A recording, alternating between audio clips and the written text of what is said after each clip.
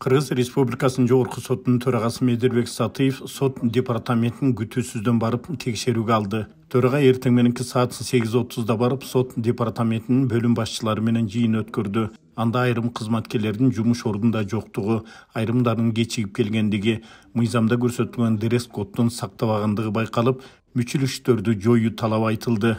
Кайсы бөлүмдөн жок, кайсы бөлүмдөр отурат? Ким отурат? Азыр ким жок.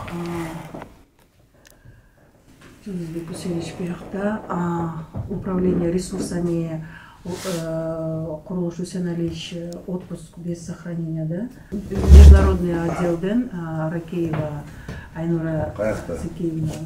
Так. Азыр жок, будем выяснять. Азыр бүт жазып атышат, менин кыздарым жазып бүт алып келет. Так. Дагы Ал кайсы бөлүм башчысы? Международный бөлүмдүн башчысы жок.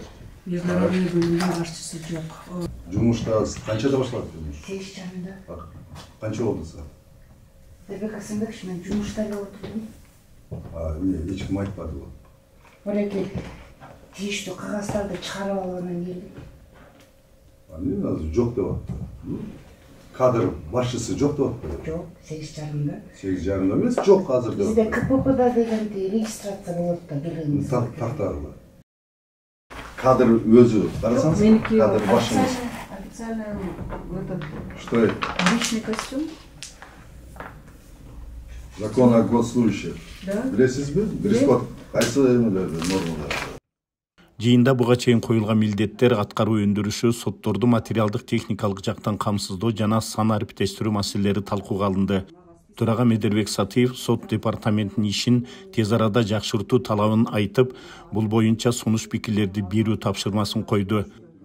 Сот департаментинин жалпы кызматкерлери менен жолугушуу имараттын эшик алдында өттү.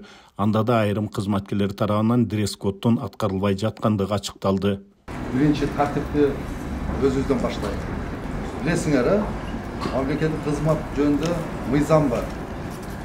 Ошол жерде мына дресс-код көрсөтүлгөн. Мен ачыкча нерсени силерге айтып аткан жерим жок.